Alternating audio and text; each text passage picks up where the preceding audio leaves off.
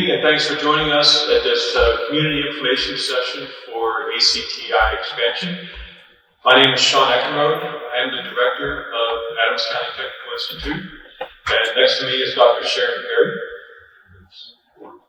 Hi, good evening, everyone. Thank you for taking some time this evening to join us to have our first community-wide conversation regarding the potential expansion of the Adams County Technical Institute. The purpose of this evening is to have a shared understanding of where we've been and where we are. We do understand that there's been a lot of conversations that have been happening, a lot of generalized interest in what this means for each of our school districts and most importantly for students. So this is our first attempt to pull our community together to share some information. Just so you're all aware, this evening, this will be recorded and we will be able to disseminate this information to anybody who was not able to be here. And furthermore, we'll also have this on the Adams County Technical Institute website for your viewing as well. So with that, I'll turn it back over to Mr. Eckenrode. Thank you, Dr. Perry. So I would just like to take a minute and let you all know how I came to be standing here. I was a teacher of electronics technology at the Franklin County Career and Technology Center for 20 years. I was also a student there when I was in high school. I took electronics technology and I got to take over from my teacher that taught me electronics. I ended up taking his job whenever he decided to move on. So around 2008 or so, I had a student in my program who was a Gettysburg High School student, not from Franklin County. And that was pretty unusual. So I got to talking to the young man on the first couple of days of school, and asked him why he didn't attend his technical school in Adams County. And he said, well, we don't have one. And because I grew up in Franklin County and was a student there and taught there, I just thought everybody in Pennsylvania had a technical school in their county that they could go to. But this young man kind of opened my eyes, and I thought, it's a shame that the kids in Adams County don't have the opportunity to attend career and technical education programs. So that was a point in my career where I had been teaching for 15 years or so, and I was trying to decide what I wanted to do next. And so I ended up starting my administrative course work to become an administrator of a school. And ever since then, my goal was to come to Adams County and do what I could to help bring a technical school to Adams County's students. And I interviewed for this job in 2016 when I was finishing up my coursework. Didn't get the job then, but then 2 years later in 2018 it became available and I interviewed and got the job. So I've been here since 2018. And ever since then I've been trying to educate folks in Adams County about career and technical education and what our students don't have compared to folks in other counties in Pennsylvania. So this work to me, like I said, started 15 years ago. And so I'm glad to be up on stage here delivering this message to all of you. And like Dr. Perry said, there's been a lot of conversations in the community. Some of those conversations may be a little inaccurate. Some of those conversations that have gotten back to me have said that we're not being transparent, that we're not giving you all the information. And that falls directly on my shoulders. That's part of my job, is to get this information out there. So I apologize if I haven't been doing a good job at that. But please know that there was no malintent in not delivering information regularly to everybody. That's not what I would do. That's not who I am. That's not why I'm here. I'm here to promote this as much as I can. So I just felt like I needed to say that. Okay. Sure, Dr. Perry. All right. Good evening, everyone. So a little bit about me. I was a teacher for 10 years, and the remaining 3.5 years, so I was 7 years into my teaching career, where I was asked to teach English in a vocational technical school in Reynoldsville, Pennsylvania. And the school is Jefferson County Du Bois Area Vocational Technical School. So if you're at all familiar with the 80 corridor in the northern part of Pennsylvania, that's where I was asked to teach. My husband was born and raised in Du Bois. That's how I came to, be in the area. And they knew that I was looking for a job. And that was during a period of time where there was a lot of furloughing happening within our public schools. And so I said, yes. I think that this would be an awesome idea. What is the vision? What's the key priority for students and being an English teacher in a vocational technical school? And they said, we need to raise PSSA scores. And I said, well, what are our current scores? And they said, none of our students are proficient. So from an academic perspective, I knew that our future was dependent upon our students having basic skills, reading, writing, arithmetic, the ability to speak, the ability to listen, to be able to synthesize, to be able to communicate was critically important for their future academic and career success. So similarly to Mr. Eckenrode, it became a mission that I was going to meld the two. That my personal vision was to create lifelong learners with that pursuit of having a life plan upon graduation.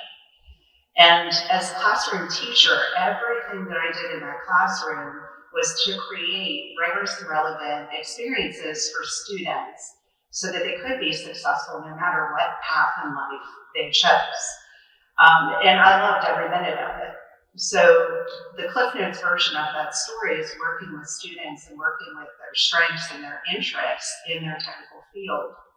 I was able to sneak into their psyche a bit and show them how English skills were critically important to their future success, and they bought into it. And not only were they building for themselves a communication path to be able to communicate their passion, to be able to communicate their worth and their skills, what I also found is that they had a flourishing sense of confidence in themselves as learners, which was the most important thing as a teacher that I wanted to accomplish.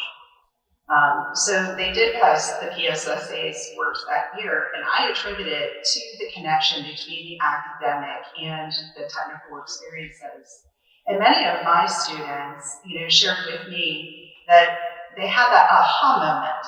This is why school matters. It all comes together when you're developing skills that make sense. They appreciated being treated as an adult and as someone who was capable of learning skills and taking those skills and moving forward into their future with success. They were building a confidence for themselves that I myself did not have as a high school learner at all. And I was a teeny bit jealous about that fact that I didn't have access to career and technical education opportunities. At that point, I wanted to expand my impact into the leadership field, and I headed to the State College Area School District in Center County. And through a myriad of administrative positions there, my last 9 years, I served as the Executive Director of Career and Technical Education. Having 8 programs that I oversaw, plus K-12 STEM and science at the secondary level, and also working with teachers to collaborate and integrate their skills within career and technical education programming. We moved from 33% proficient to 88% advanced upon my departure to come to New Oxford as their assistant superintendent in 2020. So my messaging here is that the academics are critically important, but when melded with the technical education, students thrive. And I think that the stories that I've heard throughout my tenure show evidence of that. And I think that our students who are in each of our school districts and their families can show evidence of that. And we've all heard those wonderful stories of our graduates and how they've been able to successfully move into their futures because of these opportunities at ACTI, as well as in each of our Adams County schools. So each of our Adams County schools has their own career and technical education programming as well. And one of the things that attracted me to this particular area was that commitment, because I know the power of strong academic education, along with rigorous and relevant technical education, and the impact that that has on our local economy and within our community, and to build life-sustaining wages for our future. So I'm pleased to be here. I serve currently as the superintendent at the Conewago Valley School District, and am also the superintendent of record for Adams County Technical Institute. And again, I'd like to welcome all of you this evening. And Mr. Etherman has plenty of information to share with our community this evening. Thank you. Okay, enough about us, right? Right. Okay, so if you saw any of my presentations about 2 years ago when I went around to all the school district board meetings and did the presentation, some of this information is going to sound very familiar to you, but there is some new content here, so bear with us. So, ACTI is Adams County's Area Career and Technical School or Center. That's kind of, I have that in quotes because that's what we're described as in PA school code. We are an Area Career and Technical School. We serve 5 of the 6 school districts in Adams County. ACTI has existed as it is right now since July 1 of 2020, and we were formerly Adams County Tech Prep. I'm sure some of you are familiar with Adams County Tech Prep. What we did in around 2020 was we took the Tech Prep programs and separated them from Gettysburg School District and made them truly a jointly owned and operated separate school entity known as ACTI. So we serve juniors and seniors in high school in those 5 school districts. We deliver about 825 hours of instruction, and we have about 260 students in our school this year. We have 8 approved programs to offer students, and you can see them listed there. I'm going to talk a little bit about approved programs in a minute. That has a significant meaning. But I wanted to talk a minute about the ACTI governing structure. According to school code and our articles of agreement, ACTI, like I said, is a separate school entity. It's jointly owned and operated by the 5 school districts that have agreed to participate in ACTI. In your school districts, of course, you have a 9-member school board that governs the school district. ACTI has what's called a joint board. And that joint board is every school board member of every participating district. So our joint board is 45 members. Now that's a little bit unwieldy to get 45 people together in a room and have conversations. So what school code provides for is what's called a joint operating committee, or a JOC. And that JOC, in our case, it's a little bit different depending on which tech school in Pennsylvania you're talking about, but in ACTI's case, our articles of agreement say the joint operating committee will be 1 representative from every participating district and 1 alternate from every participating district. And that joint operating committee has the authority to make most of the decisions of the day-to-day operations of ACTI. There are some things that have to go back to the joint board for approval, and those are delineated in school code and in our articles of agreement. There may come a time before too long where we need to have a joint board meeting. That will be discussed at the joint operating committee meeting, and if those members feel that we need to get all 45 people together and have a larger discussion about expansion or purchasing real estate or something like that, that can happen. We have never done that here in Adams County yet, but like I said, that opportunity may come up before too long as we move forward in this process. Okay, moving on. Just a little bit about the benefits of career and technical education. You heard Dr. Perry and I talk a little bit about our background with career and technical education. If you Google the benefits of career and technical education, you're going to come up with all kinds of research and studies that talk about the benefits of career and technical education. I'm not going to get into a lot of those right here, but I did want to throw a few things out. Right now, career and technical education in Pennsylvania and across the nation is kind of enjoying a broad support from everybody. I think for a number of years, we have in our education system told everybody that they need a 4-year degree. They need to graduate high school and go to a 4-year college and get a 4-year degree. I think we see with some of the student loan problems we have with some folks in our country and some of the underemployment of college graduates and college graduates who start but don't finish. I think as a nation, as a state, as a community, I think we're finally starting to realize that career and technical education is a good way to go. Not everybody needs a 4-year degree. And I'll talk a little bit more about that in a second here. But as you can see, parents strongly approve or somewhat approve of expanding access to career and technical education programs. A lot of parents and students say they wish they could have gotten more real-world knowledge in high school, and that's what career and technical education is all about. Here's a survey. I'm not going to go over all of these, but some colleges got together and surveyed some of their applicants, potential students in their post-secondary programs, whether it was 2-year or 4-year, whatever the case. And in blue, you can see is career and technical education students. Get my laser pointer here. So blue is career and technical education students, and green is just all the students that were prospective students of those colleges and universities. And you can see the career and technical education students overall had a better experience in high school, and they felt like they were more prepared for post-secondary school. They felt like they were prepared for the workforce.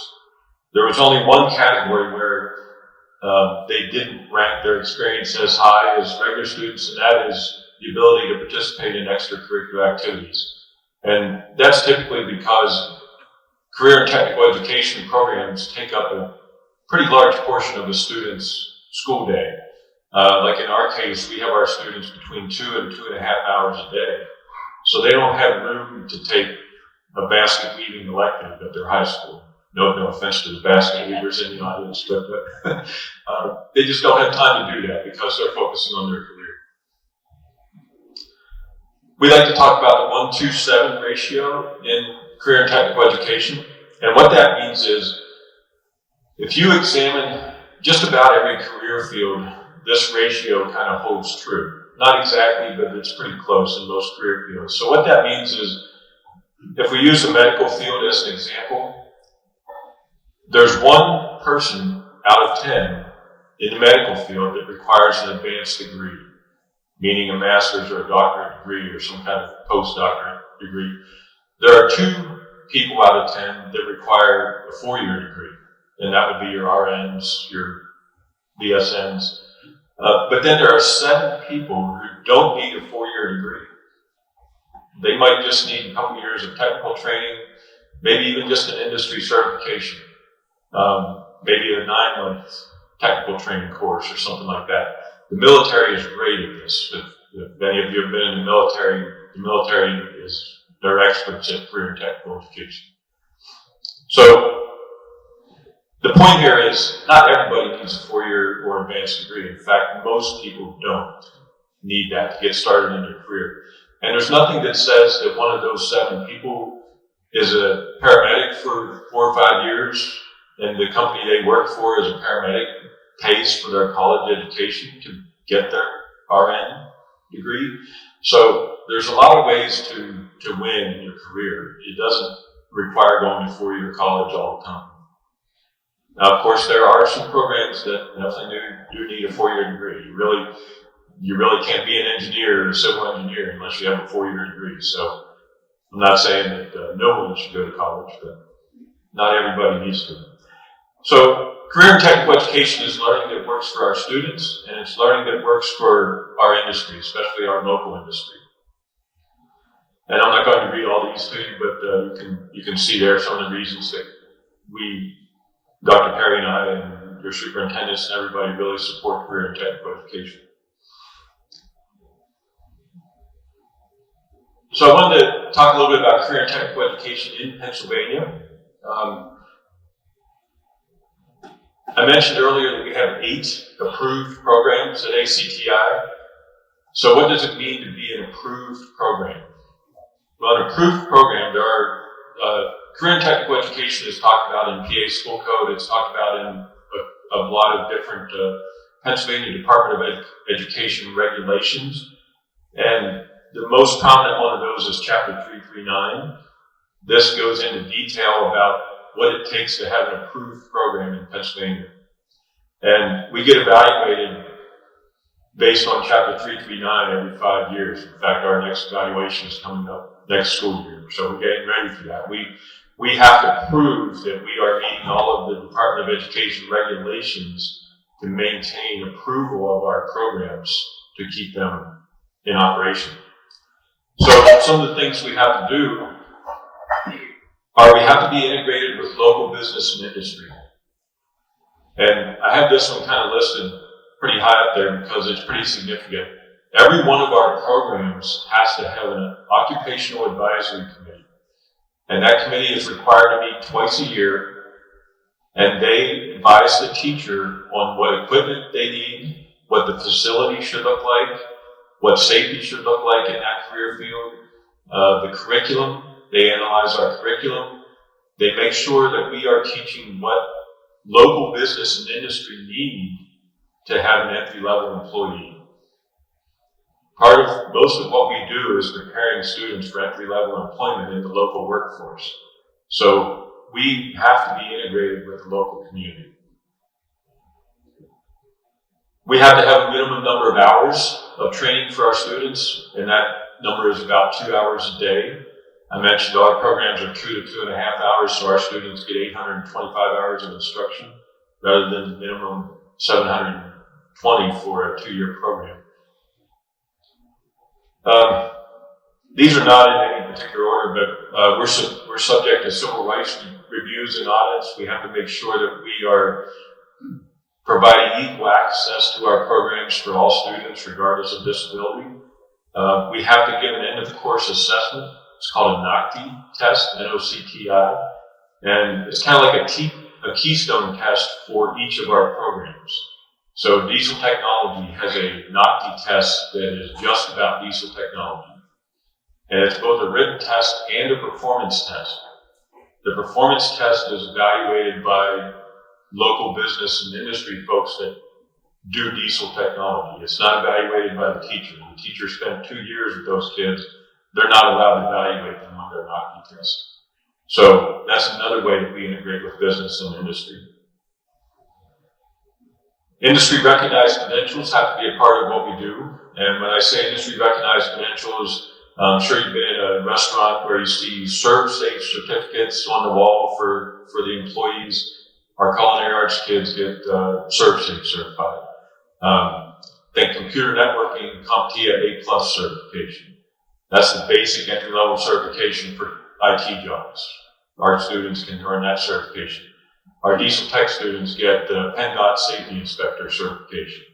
So when you talk about industry certifications, we're required to integrate those into our programs, and that helps our students get entry-level jobs as well. We're required to have post-secondary connections. All of our programs either offer college and high school credit, some type of articulation agreement with local schools. So students who do want to go on to post-secondary school have some opportunity to get some of those credits before they even graduate high school. We have what's called a program of study. A number of years ago, the State Department of Education got together across the state and developed a program of study.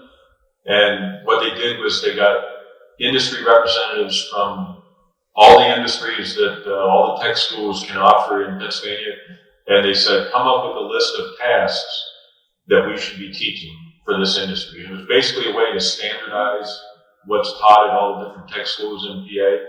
So that forms the basis of our curriculum. I keep using diesel tech as an example here, but I'll stick with that. A task might be change the brakes on a diesel truck. That's a task that a student has to be able to do for our diesel tech program, and so the teacher builds the curriculum around that task. And some of these tasks, the task list can be 150 tasks long. So that's how we build our curriculum. And then finally, we integrate career and technical student organizations such as Skills USA. And Skills USA is an organization, if you're familiar with the Technology Student Association or FBLA, things like that in the high school. Skills USA is the prominent career and technical education, CTSO, and students can compete against students from other tech schools in their program area. And we have a pretty robust Skills USA program, and our students do very well at local and state competitions. In the last few years, we've even had students go to national competition. Our crime scene investigation team the last 2 years, the year before that was a student from Diesel Tech, went to national competition. So all of that, in order to be an approved program, you have to do all of that for the State Department of Education. So, what we get out of that is a little bit of a financial benefit. There's something called a CTE student subsidy, and that's about $1,200 to $1,500 per student in your programs that the state will just kind of give you. If you prove that you have X number of students in your programs, they'll give you that subsidy because career and technical education is a little more expensive than regular education.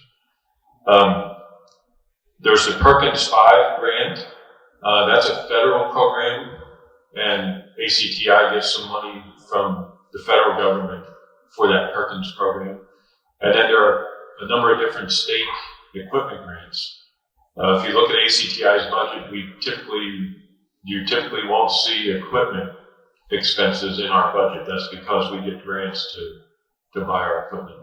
It's in there, but it's not money that we ask for from the districts because we get the grant money for it.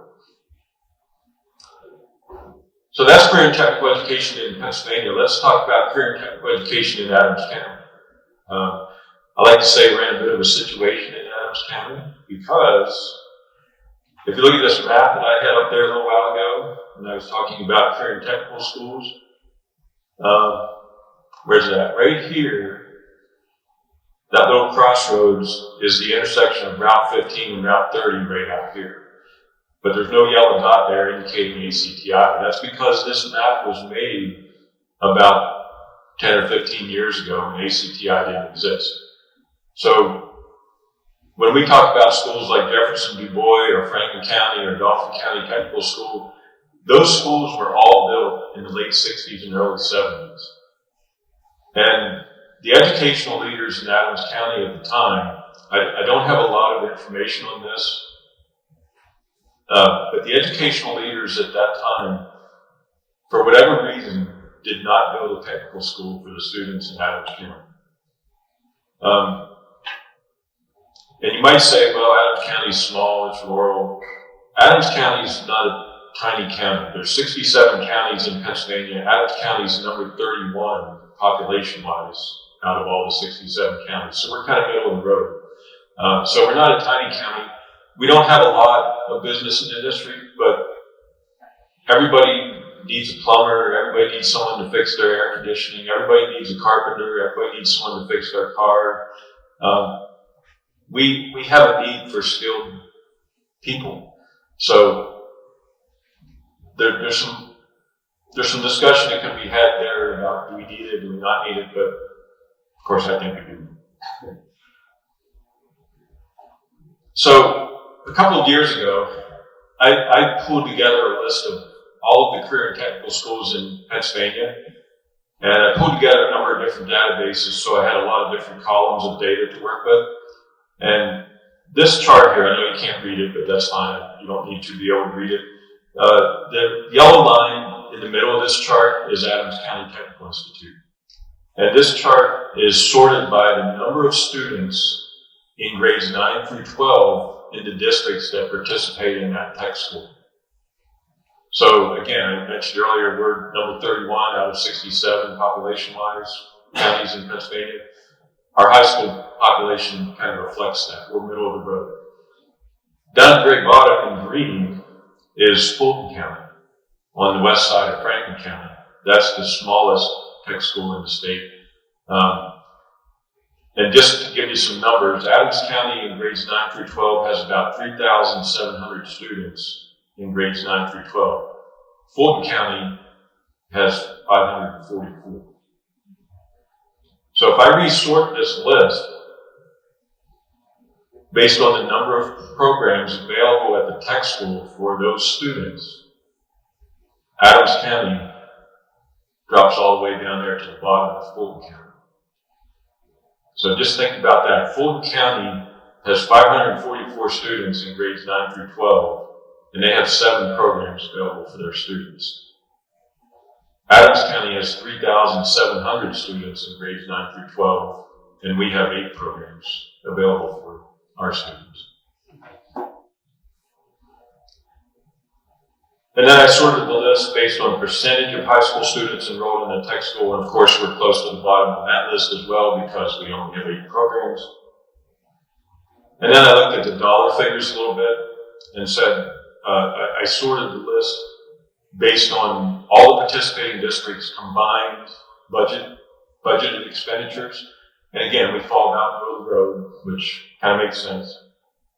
But then if we sort that by what percentage of budgeted expenditures they spend on their tech school, again, it's a function of the fact that we only have 8 programs available, but our school districts don't spend a lot of money on the technical school. And of course, if we had more programs, that would come back to about where it should be.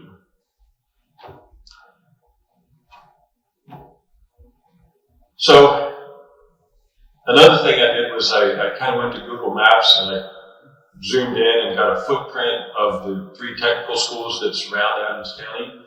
So to the west of us is Franklin County Career and Technology Center, to the north of us is Cumberland Perry, and to our east is York County School of Technology. And I put some information up there. Franklin County is a 3-year program. We're only a 2-year program. Franklin County is a 3-year program. They have 23 programs, over 1,000 students in those programs. And I just heard today that they're adding 3 more programs at the semester break in January. So they're going to be up around 26 or 27 programs. Cumberland Perry to the north of us is a 3+ year program. They typically have grades 10 through 12, but they also take some 9th graders, and you can see the numbers there for them. Same thing with York County, you can see the numbers there for them. They're a 4-year program, and they are a fully comprehensive school, which means they have all of their academics at their tech school as well. And they're a 4-year program. So basically, if an 8th grader wants to go to York County School of Technology, they would almost never step foot in their high school with all their classmates that they went to school with for 8 years. So Adams County, this is our little building over here. Actually, it's not our building, it's Gettysburg School District's building. But our little building over here, you can see the information there. I know I only have 7 programs there, but we now have 8 programs. And again, you might say, well, Adams County is smaller than York County and Cumberland Perry and all that. You're right. And you might say, well, we don't have the business and industry, but think about a graduate from Adams County. The Adams Economic Alliance has some data that says that 2/3 of the people that live in Adams County work outside of Adams County. And if you think about that, a student that graduates from Adams County maybe wants to go get a job as a robotics technician at a high-tech factory in York County. How are they going to compete against a student from York County School of Technology, where that student has had 4 years of training in robotics technology? Our students are going to get the jobs sweeping the floors, and they're not going to get the high-tech jobs that pay good money that brings that money back to Adams County. So, I love these discussions, but I think we've got to think about what are we preparing our students for? What kind of jobs are they going to be able to get? And then the other thing I'll point out on this before I move on is, again, these 3 counties are bigger than Adams County, but Franklin County is only 1.5 times the size of Adams County. Franklin County has about 160,000 people. Adams County has about 106 or 7,000 people. So it's about 1.5 times bigger. So, again, 1.5 is an easy number to work with. So Franklin County, even though it's only 1.5 times bigger than Adams County, it has 3 times as many programs available, maybe 4, and it has 4 times as many students in those programs. And if anybody would like to go see Franklin County Career Technology Center, I would love to take you over there. If you walk through that school and realize that that county is only 1.5 times bigger than Adams County, and you look at that school and then you look at our school, it's like, holy cow, we're not doing what we should do for our kids. Okay, so how good are the programs that we do have? Well, I have some numbers up here. I'm not going to read all these, but our programs are pretty damn good. If you compare us to the other tech schools, what we do at ACTI is good. Our students do well on their NACTI tests. Our students do well at competitions. Our students earn college credits. Our students get industry certifications. If you look at our applications for this school year, last year we had 194 applications for only 147 seats. We could only take 147 new kids into our school. So we turned away about 24% of the students who applied to ACTI. And that's not uncommon. If you look at schools across the state, every technical school in Pennsylvania is turning away between 25 and 50% of the kids who apply.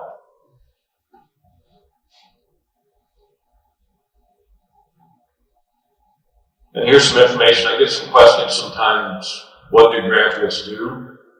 In yellow there, you can see that about half our graduates go directly to employment, and about half of our graduates go on to post-secondary school.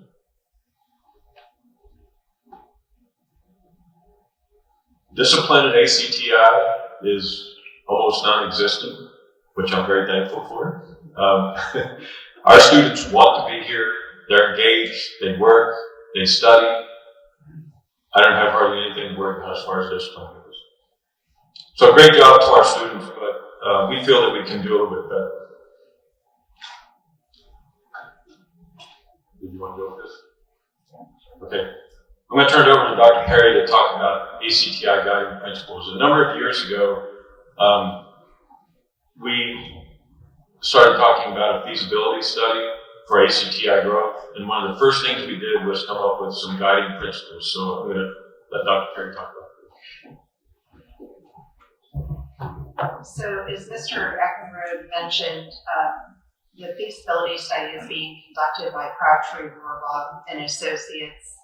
And one of the first activities is to create a committee to engage in conversation about the needs of the educational program, as well as the facilities that are needed to support that program.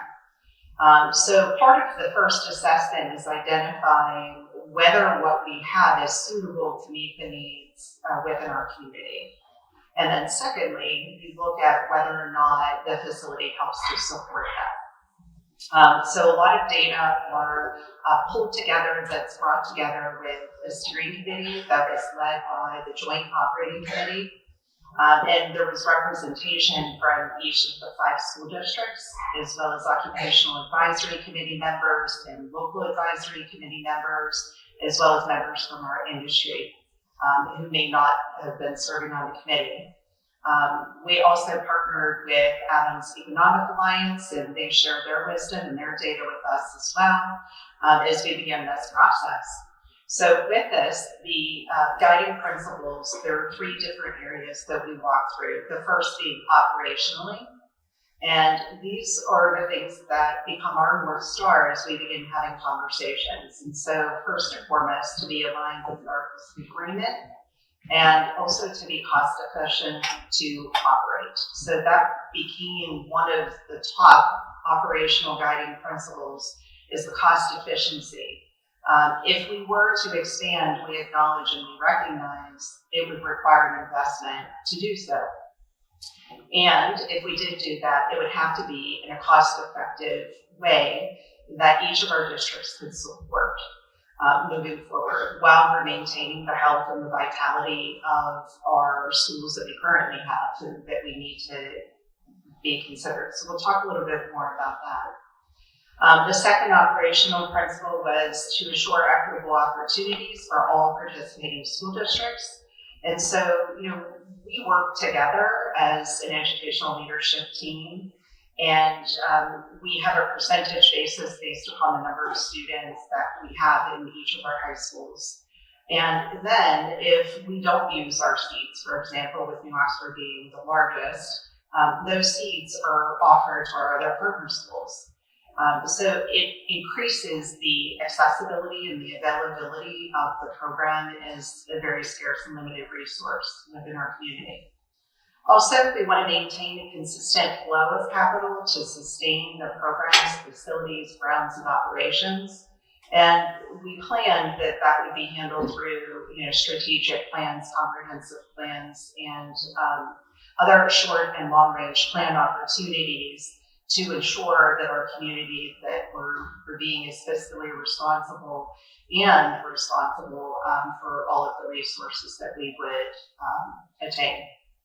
We would reflect the current county and regional workforce needs and the career interests of the students. And that's a key area. Our industry partners, we know what those key areas are, that they're really interested in having our students become a part of the pipeline and working and collaborating with us to provide opportunities for our students in the form of job shadows, internships, apprenticeships, etc. All in that desire to have future employees that stay local. We want to focus on being designed to allow for future expansion. That is another area that in our study is acknowledged that we're not currently meeting the needs and the desires, not only of our students, but also of our industry. Allow for the flexibility to change program offerings commensurate with work needs and student career interests. And this is key in order for us to stay adaptable and nimble in today's changing economic and career climate. For example, the onset of AI, I think, is moving and shaping a lot of the careers that currently exist. And as educational leaders, we just had a conversation today about what those impacts might be in our educational programming. Reflect the values of participating school districts and the ongoing investment made by taxpayers, business and industry, community organizations, and donors. So educationally, we said that we must design secondary educational programs to obtain the Pennsylvania Department of Education approved program status to access state and federal funding that reduces our overall operating costs. We design curriculum for the acquisition of workforce skills to obtain industry recognized and professional certifications. And one thing of note is these programs and these certifications are not watered down because the students are younger. It's very important for our community to know and understand, and our industry understands, that these are adult training programs that we're offering to high school students. So we wanted to articulate educational programs with those offered in post-secondary institutions through direct partnerships, articulation agreements, college and high school agreements, and early to college programs. We want to offer programs that meet the regional workforce needs and career interests of secondary students. Design facilities to accommodate training, retraining, upskilling adult learners to meet regional workforce needs. And finally, educationally, to focus on programs that are cost prohibitive for a single district to operate, or may not be able to be filled by a single district if they did offer it. Civically, the Adams County Career and Technical Institute must form partnerships with county community organizations such as chambers of commerce, economic development corporations, and other organizations with an interest in supporting our local business and economy. Form partnerships with local businesses to ensure our safety instruction, our facility equipment and supplies, and curriculum meet the regional workforce needs. ensure that space is provided as available for civic, religious, athletic, artistic leisure, and other activities to support our municipalities, family, children, and individuals in our community. Convey pride in our county and our citizens, their futures, our community, and what makes Adams County unique. So as part of the educational programming portion of the feasibility study, we identified the 8 current programs in the general classrooms that currently exist. And through a series of pathway conversations in all of these different areas, computer science, technology, construction trades, agricultural, health, hospitality, human services, advanced manufacturing, automotive, and general spaces, 7 new programs that would double the offerings to Adams County youth would include allied health, HVAC, advanced manufacturing, ag mechanics, automotive technology, welding, and auto collision repair. So from all of the data that we were able to pull together, this directly aligned with the high priority occupations within our area in the York Adams region. And also we have received this feedback from industry partners within our community through our occupational advisory committees as well as our local advisory committees. So program allocation of spaces for labs, classroom each at 850 square foot, storage recommended percentage, locker room and restroom varies by program, and the building capacity currently 316 times 2. We're looking at a potential of 78,950 square feet to meet the needs of the educational program. So that's the first step. How much additional square footage, if this educational program were to come to life, if we were actually accomplishing what the data is pointing us towards accomplishing, what would that be? And then when we consider our current space at being 20,000 square feet, again, we can see that there's a critical delta that we're attempting to fill those gaps through each of our individual school districts. And we're doing the very best that we can there and here at ACTI. Nevertheless, the truth remains, students are being turned away from this educational program that definitely can help us from an economic development perspective and as well as keeping our students here in Adams County. So the support area programs, we worked through this, and it is the faculty areas, the administration areas, the nurse areas, the school counseling guidance support areas, as well as with an expanded program comes expanded support such as maintenance and custodial staff. And that square footage was estimated to be 9,820 square feet, netting building square footage of 88,770 square feet with a grossing factor of 60%. So all in, we were looking at 142,032 square feet. And that's what the support services, in addition to the educational program, recognizing that our current space is 20,000 square feet. So as we progressed through the feasibility study, and this was a multi-year project, just as it is in many districts, it takes some time to work through what the feasibility of a future project might look like. There are 3 options that were presented. The first being a new facility. Option 2 is a new facility with phased construction over a 10 to 12 year time frame. And option 3 was a new facility for what we call the dirty labs and maintain the existing ACTI for current labs. And so that would be 2 different sites that would be serving Adams County. And the options not developed was to renovate the existing facility. And the reason for that is that that facility was owned and operated by the Gettysburg Area School District, and Adams County Technical Institute was becoming its own school and was no longer a part of the Gettysburg Area School District.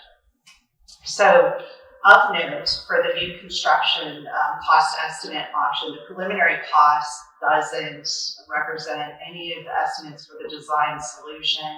It's just a starting point to understand the ballpark of numbers. And the project budget cannot be finalized, obviously, until there's land that's pursued, that we understand what the conditions of that land might be, and that they need to be analyzed, and then that floor plan on that land needs to be conceptualized. So site acquisition, it doesn't include that. It doesn't include the construction costs. It doesn't include any utility connections or tap-in fees that may be required. The municipal county agency requirements due to the existing site conditions, project soft costs. Cost estimate is based on the square footage of the educational program only. It's not the operational cost necessarily. Costs could increase due to the existing site restraints that could increase overall building square footage. And so the 2023 cost estimate was $48.5 million, at the lowest 56.3. So again, for clarity's sake, ballpark figure only, we know it is going to be more. So then, for that cost estimate for general construction, I'm not going to read everything here, but it includes HVAC, plumbing, fire protection, escalation, contingency funds, construction soft costs, and project soft costs. So we were looking at the low end, 333,285, with a high cost range of 63,690,654. So that was 2 years ago, and we know that costs rise. For sure, we know that coming from just being a community member and in each of our school districts, we have seen that. So how are we moving forward today? So August 28th, 2025, we had a business manager meeting with the superintendents and Mr. Sean Eckenray.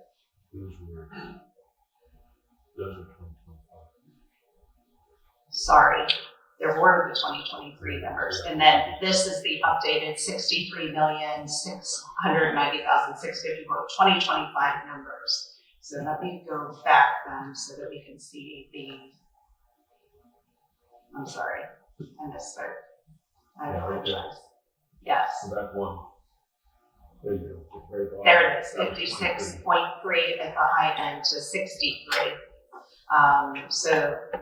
So that was the delta over the course of 2 years. So knowing that we had that jump up in number going through the feasibility, as superintendents and business managers, we came together and we met to discuss the affordability of the project, and we said we need a target number. What would that target number be when we're considering all of the numbers that the previous number did not include that I just read off? So we targeted 75 million as that point that we began to have conversations as a superintendent team with business managers. And each district short and long range capital improvement plans were considered as part of that activity. And based upon the context, the superintendents and business managers determined that their affordability range to be anywhere between 35 to 55 million. So obviously a 20 million delta is a lot, and we recognize that. And however, just from the ranges of the delta, we knew that that wasn't something that we could ask the school districts to afford at 35 million if other districts could afford 55. So naturally, we noticed that we utilized that number of 35 million is our agreed to if we're going to work out through this activity. We would use 35 million, and so therefore there was the overall 40 million delta in order for us to accomplish our goal. And a general discussion was held about options for a smaller project, looking at perhaps some of the other options again, or how to make up the difference through grants and state and or federal funding requests. And that number is overwhelming. And it's very easy for all of us here and in the community to say, well, we just can't afford it. However, the following day, I found that there was an $85 million grant that the school wrote for and utilized to build a school. And so my message to our community is yes, that is a massive delta and that is a massive list, but I do believe that there is hope. And if there is not hope, then we have our answer. If the community doesn't support the vision for the expansion of ACTI, then we also know our answer. But we get to choose that together and decide that as a community about how we want to move forward. But I don't want us to be afraid of that large delta because there is hope. So then we began to have some other conversations with financial personnel. So PFM Financial Advisors is a local financial advisor who we met with. And, we said, hey, talk to us a little bit about what the monies might look like. And we were able to meet with them to project that, for this financing of the project, we're looking at a pro rata share per 10 million. So based upon the percentages that I mentioned previously, Bermudian Springs is a 12.84, Conewago Valley is 26.7, Fairfield is 9.7, Gettysburg is 35.56, and Littlestown is 15.11. So what we're looking at for 20 years is 9,995,000. And then we looked at the proposed debt service and what that might look like within the years over the course of the 20 years. So we began taking a look at this then and saying, okay, based upon what's happening in each of our school districts with our own capital improvement plans and our short and long range planning, how would we be able to accommodate that? So we can identify the estimated bond proceeds that would be necessary in order for us to accomplish that. And then we would look at the breakdown of our member districts. For each of the districts, the estimated bond proceeds would be 1.3 for Bermudian, 2.7 for Conewago, 978,511, Gettysburg 3.6, Littlestown 1.5 million for 20 years, based upon our estimated pro rata share.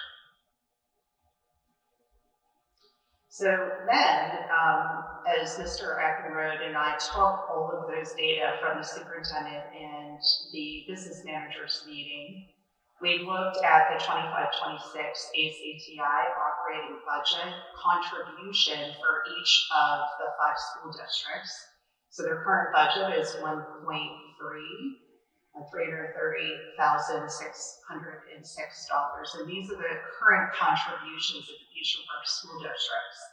So if, for example, we had a $70 million bond, each of those school districts, that's what the contribution would look like for each school district. And then because we're doubling programs, the contributions would be, the total contributions would be listed at the bottom. So Bermudian Springs would be 1 million, Conewago Valley 1.6, technically 1.7, 613,973 for Fairfield, 2.4 for Gettysburg, and 1.2 for Littlestown. totally in operating budget than contribution for the capital as well as the operations, $6.8 million. So that's important. So as the operating budget continues the education and layering on that debt service, we wanted to see how that may play out. And this time I'll turn it back over to Mr. Ackenrad.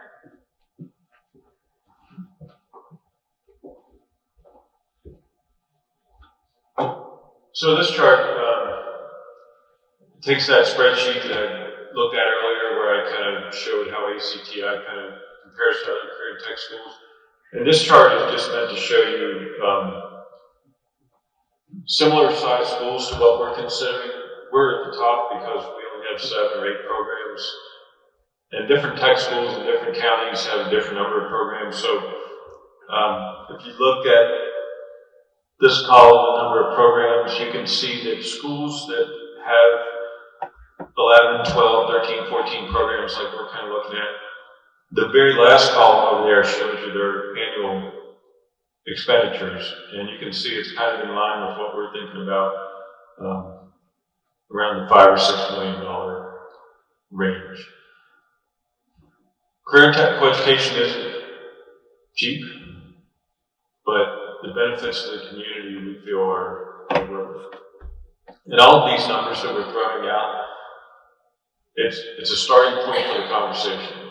It's, you know, we're not coming to you tonight or coming to your school boards and saying we need $70 million. We're saying this is where we're starting at. What can we do? Can we do a little bit of a smaller school, maybe with 11 or 12 programs, and then build in the future on that? What can we do to make up that difference if we want a 14-program school? So another thing we've been working on the last couple of years, even though you don't hear much about it, is we're looking at potential building sites. And the reason you don't hear much about it is because in the realm of school board operations, real estate discussions are something that happens in executive session. So our joint operating committee has had a number of executive sessions to discuss potential building sites. Overall, we've looked at 11 potential building sites so far. We've submitted those sites to Crabtree Warwall, and they enlisted the help of some civil engineers. Those sites were evaluated for everything that you see on that list there. So we're trying to be very thorough with our evaluation. We're trying to make sure that we choose the best site that's out there. And, you know, the site, we're looking at the location of it, the topography, the availability of utilities. One of the reasons I heard that they didn't build a school 50 years ago was utilities. They couldn't get sewer to the building site that they had.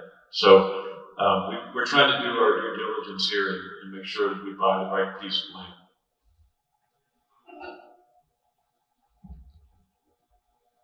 Some questions that may be on your mind is, why should we do this now?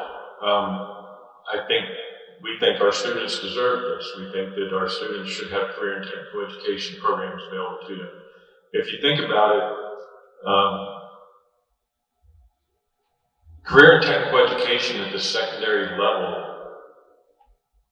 is kind of like half of our students' college experience. If a student doesn't want to go on to college, this is their option. And if we don't provide this for them, what are they going to do? Where are they going to end up in our communities? So our students should have the same opportunities that students in other communities have. I have our families needed up there, and the reason I say that is because families a lot of times get burdened with college loan debt. And if we have more of this type of training in Adams County, our families won't need to spend that money on college. They can get the training they need while they're in high school. Our economy needs it. We talk to business and industry folks all the time. Has anybody had a plumber at their house recently? Probably cost you $150 just to have the person show up. If you can get someone to show up. some of our local business folks tell us that, they can't get to a site for 2 weeks or more. They have to hire motorcycle technicians from outside of Adams County. They're not here. Other CTCs right now are expanding. I mentioned the wait list that a lot of tech schools in Pennsylvania have. Right now, Cumberland Perry is getting started on a $23.5 million renovation and expansion so that they can whittle their waiting list down. In Lebanon County, I just learned today, there are 6 participating school districts in Lebanon County, and I learned today that 5 of those 6 school districts have basically agreed to a $90 to $120 million brand new school in Lebanon County.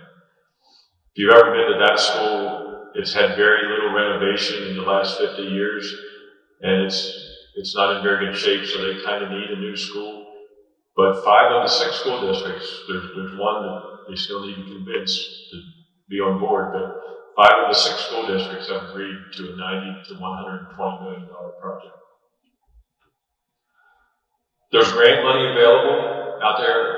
I know there is. I know we can find it. It might not bridge the full $40 million gap, but if we do our work, we can get some grant money to help us pay for it. Construction costs aren't going to go down anytime soon. I don't think so.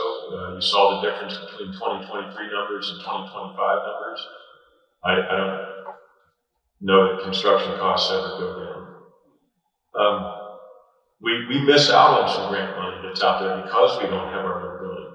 If we had a building to expand upon, we could do that. But this building that we're in now, that's owned by the Gettysburg School District. And there's no way we can expand that. There's no way we can, do our own thing in that building. Remember the 1-2-7 ratio I talked about? Not every kid needs a 4-year degree. And offering career and technical education to your students is required by Pennsylvania School Code. In fact, if a student wants a particular training program, that district has to provide it for them in some way. So what are our next steps? Dr. Perry and I are more than willing to come out to individual school district board meetings and give this presentation in a public meeting where decisions are made and discussions are had. We decided that this meeting wasn't the right time for that. We just wanted to get the information out there, and we'll go from there. Another one of our next steps I mentioned, we're talking about trying to find potential building sites. We're in a little bit of a time crunch for that because about 2 or 3 years ago, we were awarded a $500,000 grant from the county commissioners to buy land to build a tech school. They wanted to help us out. They gave us some of the COVID relief money. And so we have that money sitting there for us to use, but it has to be used by December of 2026. So we have just over a year to find the site and make use of that money. And then, of course, there'll be some more next steps, but I didn't want to get into those here this evening. And we talked a little bit about this already. How would we pay for this? Well, we can plan ahead. I know all of the school districts have started putting a little bit of money aside for an ACTI project. A year or so ago, we formed the ACTI Authority. That's a political entity that we need to issue a bond. If we get to a point where we need to issue a bond, ACTI is not a taxing authority like school districts are, so we need this authority to be able to issue the bond for us. We're looking for grant money, we're looking for business and industry help. A few years ago when Conewago Valley School District did the addition on their high school for the Colonial Career and Technology Center, they got a lot of business and industry help. It seemed like every week Dr. Greenhold was in the newspaper holding up a big check that somebody donated to him. So we could do that for our project. We could do sponsorships. We could offer adult education once we get a building built. That could bring in some money. We've talked about students from other districts, like students in Spring Grove and Hanover and Southwestern school districts. They have quite a bit of a distance to travel to get to York County School of Technology. So maybe some of those students would be more interested in coming to ACTI, and they would pay revenue, which would be some revenue for us. Or they would pay tuition, which would be revenue. And then we need to work as a team. And we have our 5 school districts, of course, but we also have some community organizations like our Chambers of Commerce and our Adams Economic Alliance that can help us get business and industry support. We have our county commissioners that gave us $500,000. We've had conversations with state legislators and federal legislators to see what kind of government help we could get for this project. There's money out there. Some of the schools that are undergoing renovations right now are getting $2, $3, $4, $5 million in grant money. There's no reason we can't go get some of that money too.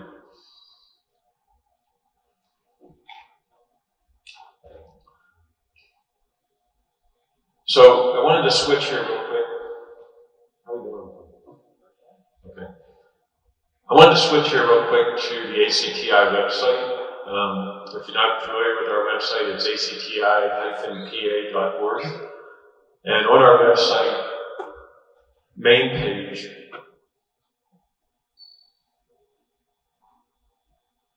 is a link to a new long-term planning information page. It's also found under operations, long-term planning. And this page has a lot of the information that I talked about this evening, and maybe even a little bit more. Here's some information about career and technical education in Pennsylvania. A little bit more information on the advisory committees that I talked about, and the subsidies that we get and the grants. There's a little bit more historical information here about career and technical education in Adams County and some of the other efforts. In the mid-'80s, there was a group of businesses that got together and formed the Adams County Trade School, the Adams County Area Trade School, nonprofit organization. And they did a feasibility study and determined that yes, we need trade education in Adams County. They were going to partner with the Johnson School of Technology in Scranton for administrative services. And it was interesting as I read through some of those documents, the programs that they were talking about back in the mid-'80s are the same programs we're talking about now. So things haven't changed that much. And then in the very late 80s and early 1990s, the Gettysburg Adams Chamber of Commerce had an education committee, and some of the same folks that were on that Adams County Area Trade School nonprofit were on this education committee. So they didn't get what they wanted in the 80s, so they tried again in the 90s. And that's how Adams County Tech Prep was born. The programs that I mentioned earlier that eventually became ACTI. Tech Prep was kind of formed by the Chamber of Commerce efforts.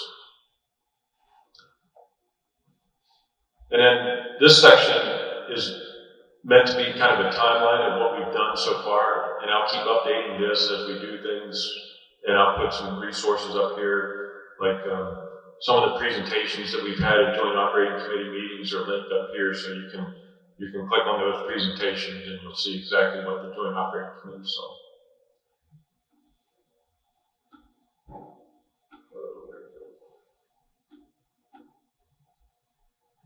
So my intention is to keep this website up to date. Here's this section of the website is some short video clips of a presentation I did a couple of years ago, very similar to this presentation. And then we decided not to take questions this evening, but we gave everyone the opportunity to submit questions through a form.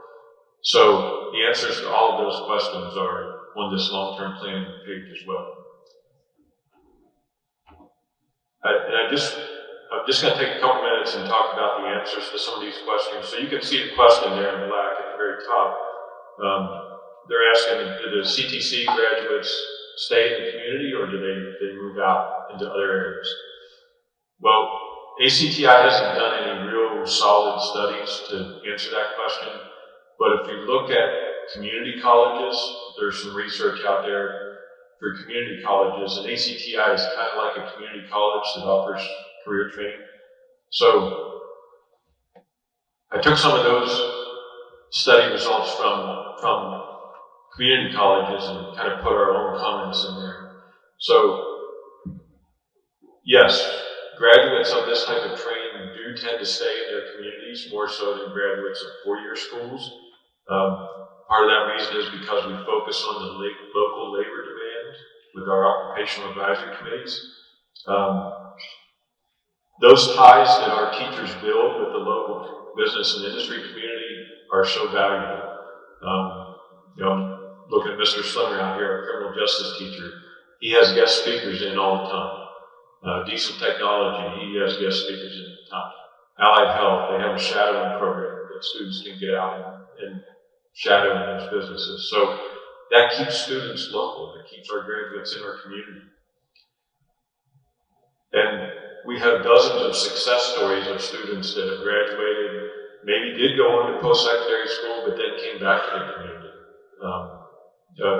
An example that comes to mind right off the top of my head is Sarah Parrish, graduate of our culinary arts program. If you've ever been to Sweeter Than Sap in Gettysburg, she was one of our graduates, went away to culinary school, came back, and now she's a local business owner. She's paying taxes, she's employing people. We have dozens of those kinds of stories. This one I kind of already answered. We have about 50% of our graduates go on to post-secondary school, about 50% of our graduates go right into the workforce. This one asks about studies about projected cost of maintaining and supporting a new bigger school, and Dr. Perry went over some of that information, so that'll be available to everybody. This one asks if industry partners have donated any money to the project yet. And this one, my answer here is, I feel like we're kind of in a chicken or the egg situation right now. What's going to come first? Do we go to industry partners and get their support, and then go to school districts and see if we can do it, or do we get the school districts on board and committed first, and then go to industry partners and say, look, the school districts want to do this, but we need your help. So I've gotten a little bit of direction on that from some folks here in the audience, but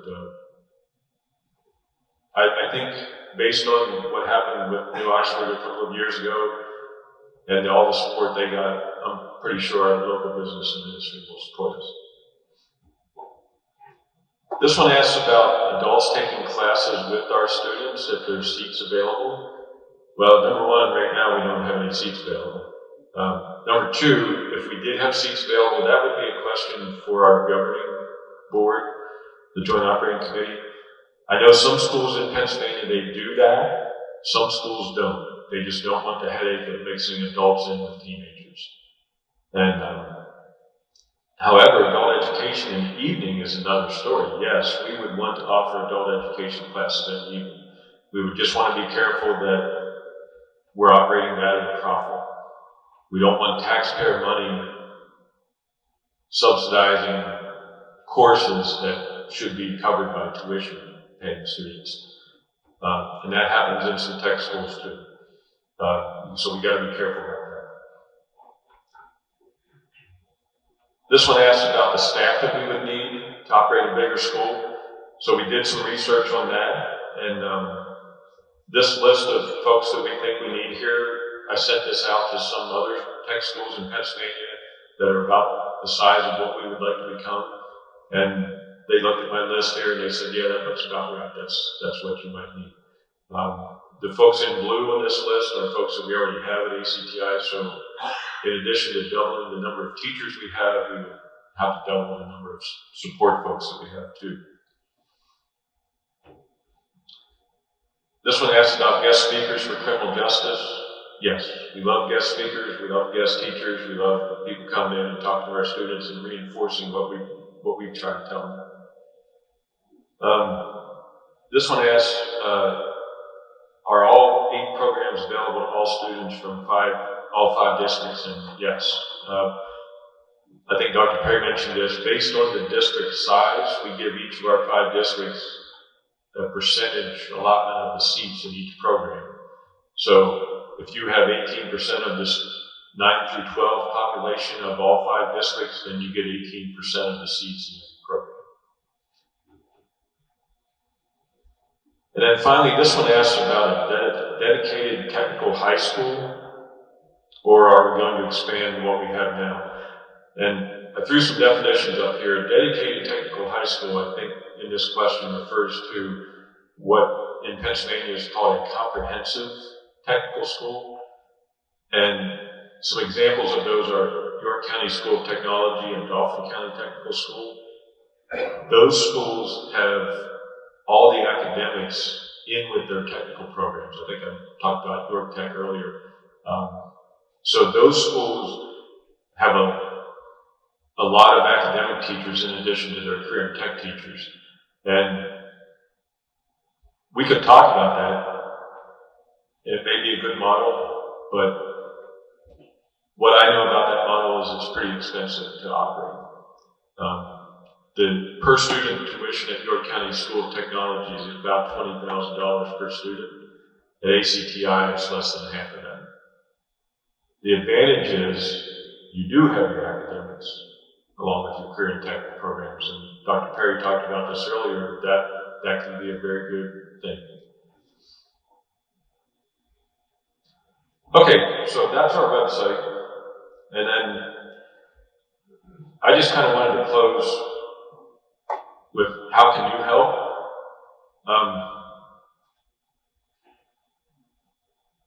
Each one of us in Adams County,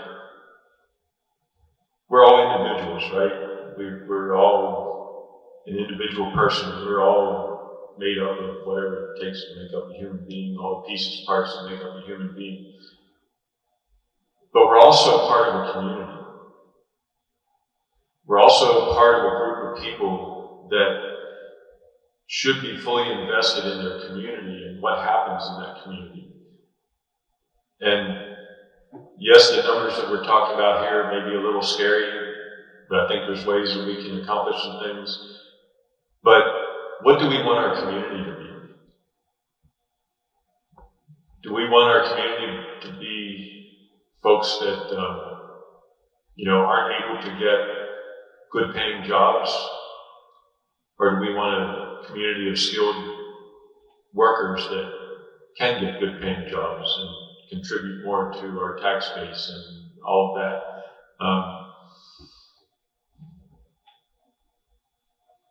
Do we want to have plumbers and HVAC technicians in our community?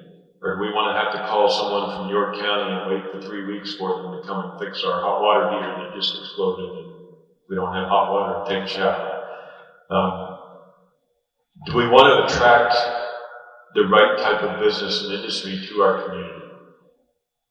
I know there's some things we don't want in Adams County. We don't want a bunch of warehouses. We don't want certain types of industry. But what do we want? And some people may say, well, we really don't want economic growth. We like Adams County nice and rural the way it is. And I love Adams County too. But if we don't have business and industry, we don't have that tax base for our schools. I hear a lot of folks say we just can't afford any more property taxes, and yeah. But if we had the right type of business and industry in our community, that would help our property taxes. And attracting those businesses, part of what businesses look for when they think about locating in a community is they look at the workforce. Is there a trained workforce? Am I going to be able to hire the right people to do what I want to do in my business? And if the workforce isn't there, they may move on to the next place. So I think we got to think about all of that as we're pondering all the information that we have here tonight. And then I think also that everyone out here, everyone in Adams County has something that they contribute to this effort. We talked about how are we going to get money for this? well, maybe you need to go talk to Dan Mao and Tornecker and Dr. Joyce. If you're a talker, if you love politics, if you like talking to people, come on board. Let's work together. Let's go talk to those folks. Let's get some money out of them. If you're an HVAC technician, we're trying to start an HVAC program, but we need that advisory committee that I mentioned earlier. So if you're an HVAC technician, contact me. I'll put you on the advisory committee. We'll get that committee going, and we'll say, yeah, we need an HVAC program here in Adams County. So I think all of us have something we could contribute to this project. And if we just kind of work together and do our little part, no matter what it is, I think we can accomplish great things in Adams County. So I didn't put my email address up there, but if you go to our website, we have a form there.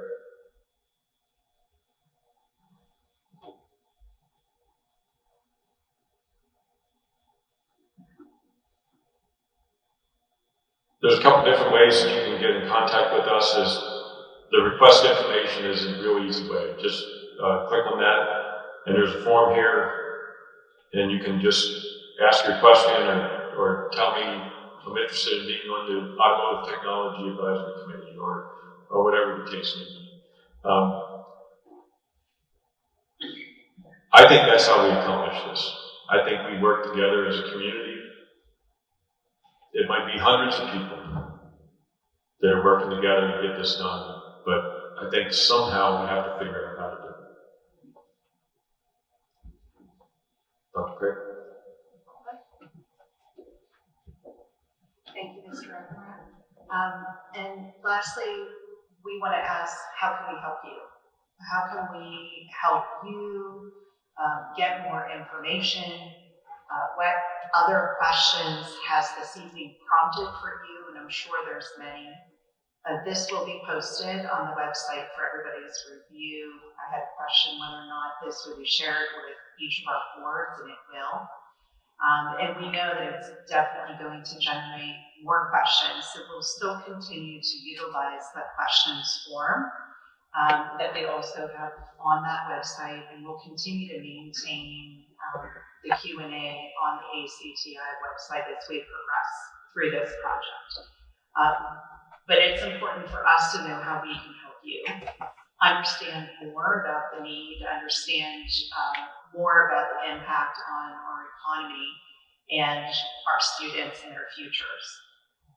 So I really, truly appreciate each of you coming out this evening to listen to the presentation. We hope that you enjoyed getting more information than probably you ever thought that you might get in this, but we wanted this to be a one-stop shop opportunity to let everybody know in a transparent way as possible where we've been and where we are currently, and definitely where we would like to go and what we believe is needed within our community. So with that, I'd like to thank each of you again. I'd also like to thank the Gettysburg Area School District for hosting us this evening and for helping us with the recording as well as our technical support this evening. Also, each of our board members that are here this evening and our faculty and staff and our assistant superintendents, it means a lot. And our industry partners that we have here, I see, and students too. It's nice to see you here in the audience as well. Many more opportunities we'll have in the future, but let us know what it is that you need, and we'll be happy to work together to put that together for you for future community sessions. So thank you again, and have a wonderful evening.